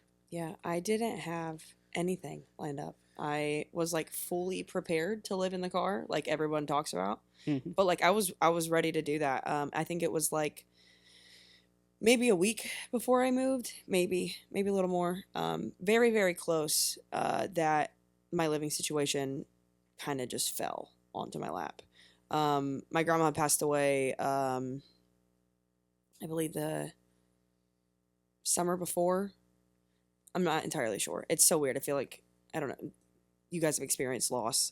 Sometimes it feels like it was like just a few weeks ago, Right. It's such a weird. And at the same time, feels like it's so far away. Sure. So she had passed. So my mom had done a sale for all of her things and was donating it to hospice. And one of her like distant cousins came, and she knew that she lives in Tennessee, and she's like, hey, like Lynea wants to move to Nashville. Do you know any places that are trying to rent? And she's like, hey, wait a minute. I just got engaged. We have 2 houses. Now they have 3 houses. And she's like, I'm looking to rent mine. Would she be interested? She's like, I'm still living there, but like we could figure something out. So like her and I talked then for a while. And what ended up happening was I lived in the back, like master bedroom that has a bedroom attached and like a sunroom. but the sunroom has like a massive hot tub in it, and like, but she like There you put go. a stove back there and like a fridge back there for me, like very, very tight quarters. I lived in a dorm for like 4 years in college, so like I got through it. But like I think about that a lot, of like how many doors, for me personally, like I believe in God, and so like I think for myself, like there were so many doors that he like allowed to open for me to like be able to do this, because I searched and searched to try to find a place to live. Like everything was out of range, like with my budget. Like I was Mhm. coming to town with like less than $2,000 in my pocket, and I was like, I don't have a job. Like, how am I going to be able to afford rent? How am I going to be able to do this? And then it just kind of like happened, and I just see all the little connections of how everything came to be, and then like moving here and like having known John, and then Marcus was actually at my audition for Honky Tonk School when I was on vacation. I did an audition for Honky Tonk School on vacation. Super weird. A lot of people do that. Yeah, That's kind of how they get people. Really? Mhm. Okay. Well, they got me. That's their thing, is they'll find people that live here, but they love to find people that don't live here, because then they feel like they can take you and groom you because you're not already here. You don't see it. Sure. Mhm. Yeah. So, but Marcus was actually at that at the time, and it's just when I look back on it and I see like how everything actually connects to I'd one like to another. point out we told him to go to the auditions. You did? Huh. We told him that was the easiest way to get on Broadway. Sure. Go to the I'm sure we did. auditions, get on stage with somebody, meet the people. Mm-hmm. So, Yeah. just pointing out that this podcast doesn't suck. Yeah. Yeah. No, it's so interesting to hear everybody's journey though, like how similar some people's are, Yeah. and yeah, it really did change my life. Like I remember when I first moved here and I was like starting to network, and I went to Bourbon Street Jam, and I vividly remember I was talking to somebody. I think I remember who it was, but I'm not going to mention because I don't want to be wrong. And Mm-hmm. but he said, "Don't ever lose your like glow for Nashville." He's like, "Don't lose that." Like he's like, because I was fresh, I was so excited about everything, Right. And obviously you work with people that aren't the best. You deal with some really nasty people. But that's something like I've tried to hold on to, is like I have to remember what I was dealing with before I moved here. I have to remember the things that like where I was mentally, like how unhappy I was, and being able to do something that I love so much. Like I never want to lose that feeling, because of how much like changing everything that I thought that I was going to do in life. And please don't ever lose that feeling. Don't. Yeah. But walking out on the water, like literally got my degree in agriculture, was an athlete for years, like never, I just completely stripped everything away from what I knew to be with the best musicians ever on Broadway. Like why, like thinking that I belonged there, type of thing. And it's not that you think that you belong there. You finally found something that you do belong in. Mm-hmm. That I can tell you that for a fact is the same feeling that I had Mm-hmm. when I came here. I was just like, this is where I'm supposed to be. It's not, it was a pool. There was like a pool of like, Mhm. what is it though? For me, it was like, and I'm still trying to figure it out. Like, I'm still trying to figure out, like, I ask God a lot, like, what is it? Like, what are you trying to get from me? Like, it's still something I'm trying to figure out, because, it does get tiring doing the same routine every day of like the same songs, but there's just, I feel like we all have something more to like give, and especially like being on a stage where we see hundreds of people, like it's weird. I can't tell you how many times people have come back to my show and they'll show me pictures. Oh, I saw you years ago. I saw you. And it's awesome. It's such a great feeling. They come back and that they can see your journey, and they remind you of things that you've done and where you've been. But also, you never know what everybody in that audience is going through. Just like you came here, you're going through some shit. Me, I came here, I was going through some shit. A lot of the other people I've met, same thing. They came here just to get away, and then all of a sudden they're having these connections through music. And why we feel like we're doing the same mundane thing over and over and over, playing the same songs, the same bars, and it's not like that for everybody else. Mm-hmm. And It's their first time. A lot of people, it's their first time. I've had so many moments with people Mm-hmm. downtown because I don't just get up there and sing a song and go home. Right. I interact with the crowd. I Right. talk to people. I want them to feel like they're a part of the show. Noah says it the best. He wants it to feel like we're all sitting in the backyard hanging out, playing some music together. Yeah. And, you know, one of the instances that something I will never forget, I always get choked up when I talk about this. I was playing at Old Red, and this lady came down, handed me a note with a $20 bill, and said, my husband just survived a brain cancer. He's in remission now, 6 years. I mean, it was a whole fucking list of things. And he wanted to hear Live Like You Were Dying. And the band didn't play that. Just my singer liked to do that one by himself. So he was like, yeah, fuck it, I'll do it, you know. And it was like a 10 to close shift, I think. No, 8 to midnight. 8 to midnight it was. So it was a late shift. And so we get off stage. I go upstairs to use the bathroom, and I see his wife because, you know, she was the one that came up to me. So I see her, and I see him. I'm like, okay, I'm going to go talk to them for a second. So I went over there and talked to the guy, and he is just bawling. Just fucking bawling. And I was like, hey, man, my name's Kyle. You know, I'm the bass player. I just wanted to come up to you and say, hey, I'm happy you're here. And he just fucking hugged me. And I'm trying not to get worked up right now. And it's a moment that I'll never forget. And they still, well, now I don't have Instagram, so they probably can't reach out to me, but they would still reach out to me every year and just be like, hey, I remember this moment. This is something we'll never forget. Like, thank you guys for that. Like, nobody would play that song for us because it was a slow song. Y'all were the only ones that did it. And so you never know what kind of impact you're going to have on somebody. Yeah. Just a couple months ago, we were playing at Whiskey Row. We started playing, and it's a band of dudes, right? And they requested "Man, I Feel Like a Woman," and so we start playing this song, and the lady that requested it starts crying, and we're like, "What the fuck?" Right. Never seen anybody cry during "Man, I Feel Like a Woman." So like, Noah and I see this. We get down, we go sit next to her. We're singing with her. We get her fucking laughing again and get her out of her little funk. Her daughter finds me, because it was her and her 2 daughters. Her daughter finds me on Instagram and is just like, hey, I just wanted to reach out to you and Noah and say thank you so much. Our dad just passed away. And that was a song that him and my mom enjoyed together and this and that. And so that was what that whole moment was about. Like, we're still trying to figure out how to deal with this. You guys were the only ones this entire weekend that like showed my mom any kind of love. Thank you. And it's just shit like that. You never know what people are going through. And so just be present when you're on stage, have a good time, and don't be jaded. Don't let this town break you down, because there's people here that are just like us. They're trying to escape something, trying to figure out who they are, what's going on in their life. I mean, apparently that's how a lot of us got here. Yeah. Yeah. So if you can do something like that to just make people feel special, like, it doesn't seem like a lot, but you never know. You could be saving somebody's fucking life. Yeah. You just have to care a little bit. Yeah. It is. I mean, the amount of times where like I've had like a Jesus praise, you know, somebody requests like a Christian song and that stuff happens. A similar situation, a lady like pulled me up to the side and was like, my daughter just passed away a few months ago.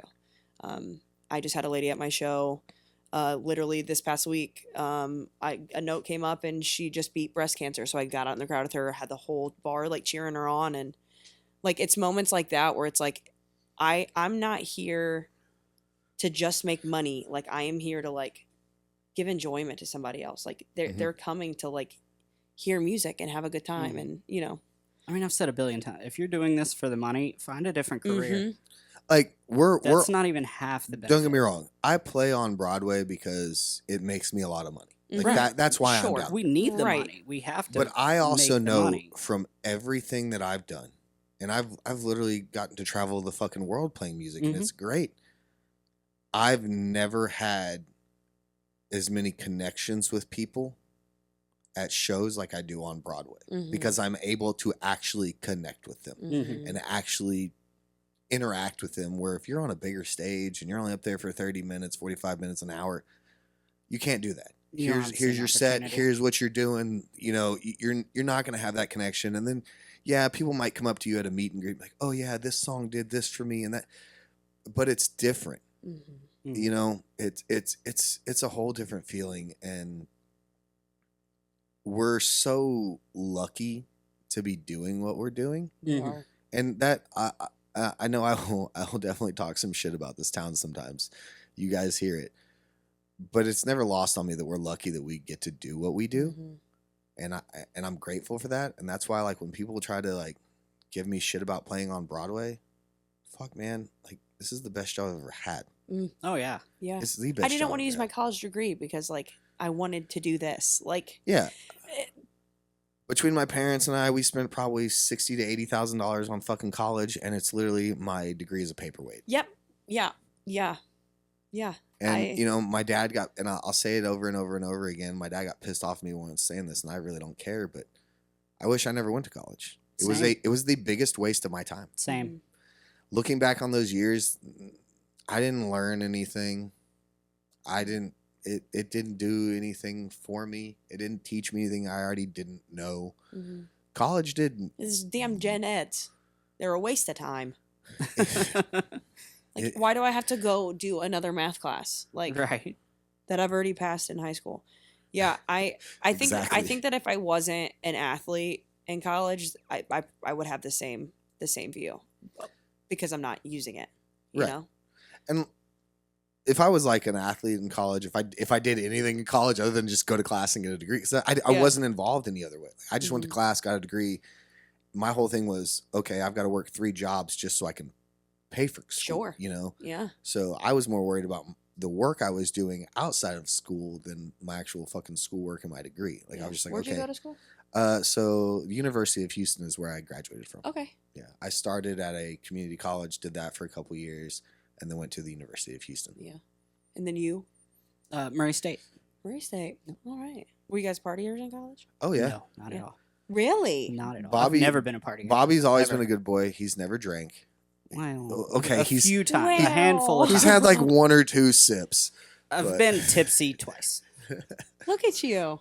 But yep, almost all of my life I've been sober. So Oh, I was definitely no crazy party. in But college. I didn't go to college right after high school. I waited a few years. Mhm. And then when I went to college, I was already playing music on weekends. And so, like, the only activity that I wanted to do in college, aside from, like, classes and getting my degree, was band. And Mhm. I couldn't because I depended on playing music on the weekends for money. Mm, So half the reason I wanted to go to college, I couldn't even do. mm, I was a partier.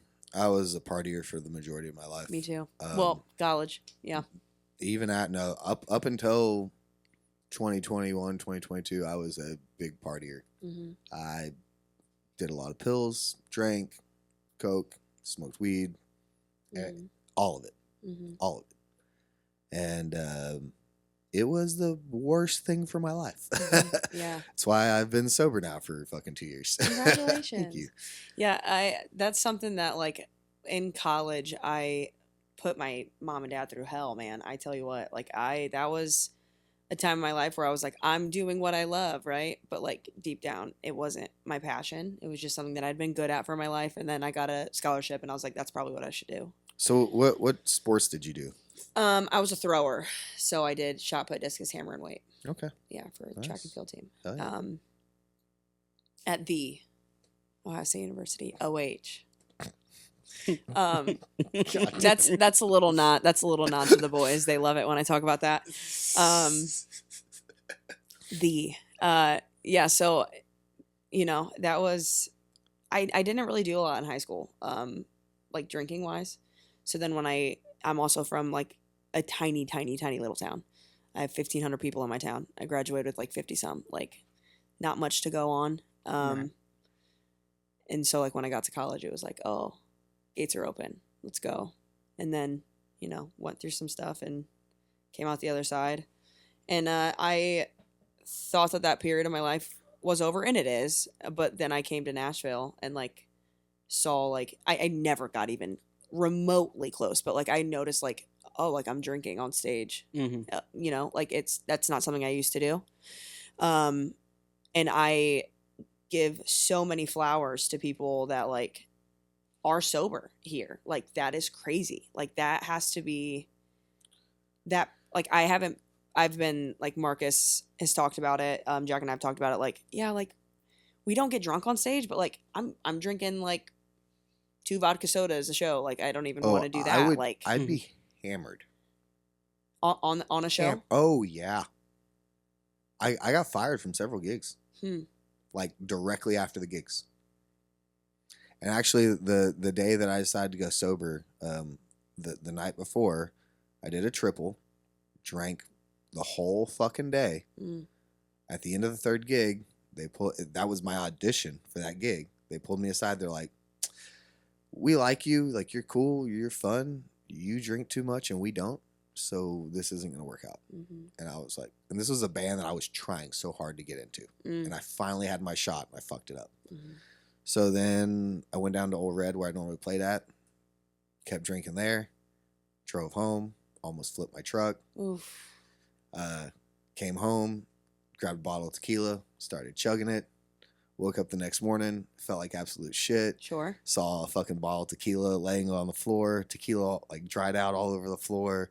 Just stuff in my house. I guess I went on a little rampage, broke some shit. And I was like, you know what? I don't need this. It's time. I've had so many close calls. I got pulled over for one night drinking all day. I wasn't drunk. Like I just had been drinking over this all day. At the time I was married, and I got pulled over. Did all the sobriety tests. The only thing he didn't have me do was blow. And at the end of it, he was like, "All right, I'm gonna let you go. Don't ever do this shit again." And then he followed me the whole fucking way home. And there's other instances in my life that are maybe not as bad. Some are actually worse than that. That I look back on, I'm like, I don't know how I got out of this or how I survived or how I'm not dead or didn't kill somebody else, but or in jail. Like, I think this is the time to stop. I'm lucky. I'm doing everything on my own. I don't need to be doing this bullshit. So I did. I said, fuck it. And I just fucking quit drinking. That's awesome, though. It wasn't easy. It took a very long time. I mean, because, again, 2 days later, I'm on stage. People were trying to hand me drinks. And I'm like, I can't drink. Yeah. But the whole time, I'm like, oh, I want to drink. I want to drink. I want to drink. Because for me, drinking on stage helped me deal with all the drunk assholes and the nervousness and all that. You know, I was numbing every feeling I had. But I also wasn't enjoying what I was doing because I couldn't feel it. You know? And now that I'm sober and clear-minded and I go in there and I can enjoy the gigs and I'm more present and I sound better, I play better, my interactions with the crowd, everything's better, everything. So it's very easy in this town to drink and to get fucked up and to become that kind of person. It's so easy because people literally just feed you alcohol and you don't even have to ask for it half the time. They'll just bring it to you. I mean, there was, when I was playing at the Valentine every Thursday through Saturday, I would walk in, the bartenders would see me, and by the time I set my shit down and walked to the back at the bar, they already had a shot and a drink for me ready. I didn't even have to ask. They just knew that's what I wanted every day. Yeah. What I started to do lately, because like we ask for drinks for the band at the show, to like help the bar get more sales, I'll take it because I never want people to see me like not drinking their drink. So I'll like call a song that like I don't sing on. I'll step off stage. I'll take my drink with me, and there's a trash can like off to the side. If anybody's listening to this that has seen me perform, I drink your drinks, and I'll dump like half of it out, and then I'll walk back to stage with half a drink, and then I'll have it sitting up there. Like I might like take a sip, and then when I have to step up again, I just throw it all away. So like I'm not drinking it, but like I feel really bad about that. Right, but so like here's a trick. Trick. Here's a tip or trick for you. Because you play at Hanks all the time, you see the same bartenders and people. Just go up and let them know, hey, if they order us shots, ring it up. Give me a shot of cranberry juice or whatever. I don't know if they were allowed. Can they do that? Have They've they done it? Okay.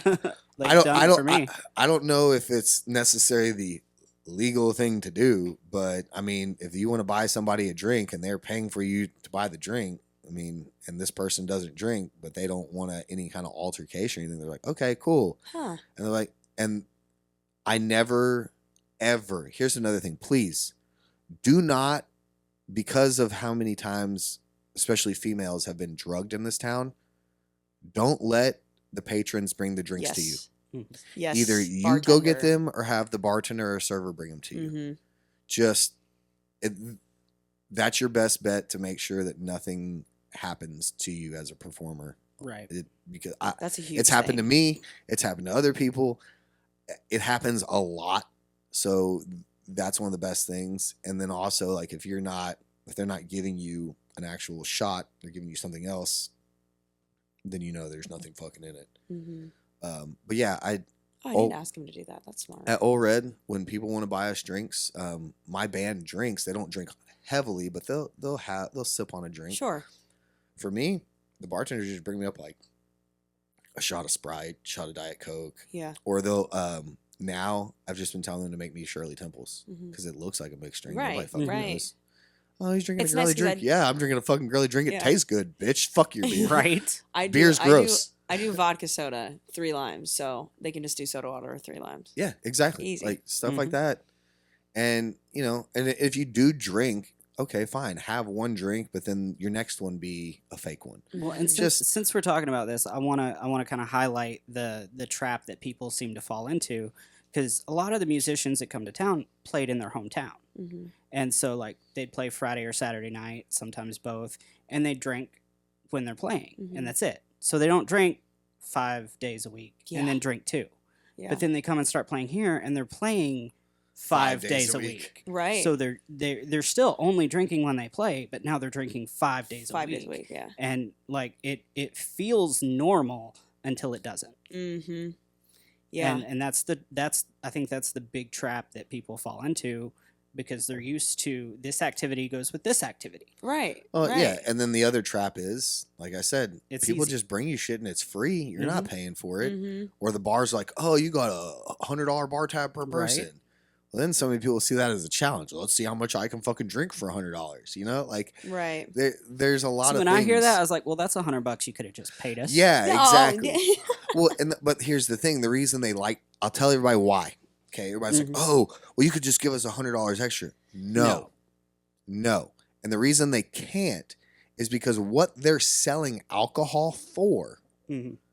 they're able to buy 10 times the amount for what what they sold that one bottle for. Mm-hmm. Yeah. So them giving you $100 worth of alcohol is basically just them giving you shit. Like Right. that's nothing on. Right. They've already A made their $100 tab is a $15 tab. Mm-hmm. They've already Essentially. made their fucking money. If you sell 50 fucking drinks in the course of 4 hours with your band, well, you just got a bunch of drinks for fucking free. So don't let that shit, because there's a lot of people like, well, you could just give me the $100. No, they can't. They still have the budget for the band. They're just doing that as an incentive Mm-hmm. because they think you're gonna want that gig. It's not they're taking $100 from your base pay and giving it to you in Right. liquor and food. No, Right. that shit's already free to them, and that's an easy write-off as well for Mhm. them. So Yeah. just another little tidbit of Definitely help me information. out though if they would just give me some more money. Right. Yeah. But no, I mean you're exactly right, because the actual value of the $100 that you're getting is not even Also, close. I want to. There's this text messages that I got about Snitch this last week. There's apparently a booking company that's going around right now that is trying to buy out other places that have other booking companies, and they're undercutting. Mm. So if I make $800 at a gig, they're going in and be like, "Hey, we can book this person, but only for $400 or $500." That's some shit that's going on right now, and y'all be real careful because I've seen it happen before. It happened with a Doghouse and Tin Roof and some other places. Maybe it wasn't Tin Roof. What's the other place that's on Demumbrian? Not Tin Roof. Doghouse. Was it like Winners or? Live Oak. Oh, okay. I've never. Been there. They've had bookers, and this was years ago, but they had bookers that came in. They're like, "Hey, we could do this and this for way cheaper," and they fired all the bands. Mm. Mm. They were booked for like a month out, 2 months out, and then hired these other bands and paying them way less. And they were shittier, absolutely. Sure. So Get what that's you pay for. so that's some rumors and things that are going on right now. So y'all make sure that you're just make sure you have all your ducks in a row. But we're a little bit over time for today. This has been such a fucking great conversation. I don't even want to end. Right? But I could talk for hours. Yeah. Which I have. We'll have to do it again then. Yeah, we'll definitely bring you on because I don't feel like we touched on anything that I wanted to. What are you talking about? We talked about Over the Hedge. What else is there? Isn't that why you asked me on here? I'm confused. Yeah, did we come on here to talk about fucking Pixar and Disney movies? Come on now. Anyways, We give Lynea, this podcast 3 squirrels out of 10. do you have a final question for her today, or? Yes, that has absolutely nothing to do with anything. This comes up at home a lot, so I'm just going to ask you guys your opinion. Is a hot dog a sandwich? Oh, Yes. it's a taco. Is a taco a sandwich? A Mexican sandwich. So it just Because there's actually legal precedent here. There was a storefront that was, I guess legally it couldn't be a restaurant, but it could be like a sandwich shop. And a guy opened a taco shop, and he got sued. And then when it went through the court and everything, court was like, that taco's a sandwich. It can stay. I mean, because So there's legal precedent that a taco is a sandwich. what's a sandwich by definition? I have no idea what the legal definition of a I'm sandwich is. I'm gonna look up the definition of a sandwich, and we will go from there. Well, on my crossword, I think it was yesterday or today, it literally said a Mexican sandwich, and it was taco. Makes sense. So A sandwich, an item of food consisting of 2 pieces of bread with meat, cheese, or other filling between them, eaten as a light meal. what's that on? That's fucking like the Webster's Merriam Dictionary. Is it? Yes. Well, that needs to be updated. The other one, Yeah. 2 or more slices of bread or a split roll having a filling in between. Closer. See, like, Look, a fucking hot dog's a sandwich. I don't give a shit. I would generalize Because- it okay, as but- one type of food between another type of food. Okay, but here's the thing though. A hot dog is just the stick of meat. Like that's the hot dog. Then you're putting it in the bun. Right. So If there's people still on this Instagram live, I really wish you could see his hand gestures while he's talking about a hot dog. You sadly do not, but we do. So We might have to blur it out. AI is crazy these days, Kyle. stick of meat between 2 buns. That's fucking the name sandwich. of the podcast. Stick of meat between Between 2 2 buns. I said what I fucking said. Anyways, Oh, it's a sandwich. We're leaving it at that. Lynea, where can they find you on social media and whatnot? Lynea Belle. It's about everything on every platform. they're going to need you to spell. Lynea. Yeah. Okay. LYNEA BELLE. Lynea Belle. That's it. Find her on all the socials and all that. Bobby, where can they find you at? I'm at Story of Bob or Story of Bob Music everywhere. Come find me. And you motherfuckers can't find me anymore. I ain't on it. I got rid of that shit. Ha! I'm done. You are at Uh, Nashville for Nobodies. Yeah, and that I only get on when I'm Right. like I have the Nashville for Nobodies and I have Clever Alibis music and that's it. And I only get on them when I'm posting stuff for that. I don't sit there and doom scroll. I'm fucking done with all that. Round of applause for that. So if you're That's looking for phenomenal. me, I'm sorry, you can't fucking find me. Haha, fuck you guys. I'm just kidding. But Lynea, thank you so much for coming in and Thank talking you with us guys. today. We're definitely going to have you back because I want to talk more with you because I feel like we just kind of just bullshitted for an hour and a half. Everybody that listens and follows along, thank y'all so much. I know I still haven't put out last week's video. I'm going to be doing that here the next day as well as Linnea's. So we'll have both Jackie's and Linnea's videos on YouTube here within the next 3 to 4 days. Just because it takes me forever to edit video. I'm sorry, I'm not good at it. We don't know what we're doing. Yeah, I still don't know what the fuck I'm doing. And I'm trying to with figure any of out. this. I hate iMovie and I'm trying to figure out some new programs. So if you guys have any tips, tricks, or anything, if you have my phone number, you can reach me. Otherwise, I'm sorry, you can't reach me. If you need a drummer, call me. If you need a drummer, call Bobby. I need some monies. If anybody wants to go on a vacation to a beach, hit me up. I'm trying to get the hell out of here. I want to go hiking. Dude, I almost took the bike yesterday, but it was just so late in the day by the time I got it fixed. Anyways, thank y'all so much for hanging out with us. After your 15-hour nap. We appreciate. Fuck you. Fuck you. This is the longest like ending. I don't have a gun, so you got a hat. Anyways, Nerf gun. Anyways, thank you guys so much for hanging out with us, and we'll see you guys next week. We love y'all. AMF. Bicycle. See ya. Hey guys, thanks so much for listening to the podcast. We have a great time putting it on for you, so we really appreciate all of the listens. If you have any questions or want to reach out to us, we are on Facebook and Instagram. So if you just search Nashville for Nobodies podcast, we will pop up and you can interact with us that way. We also have some more options coming up in the future for interaction, so that'll be a whole lot of fun. So as always, it's never too late to tip your bartender, and please don't forget to tip your band.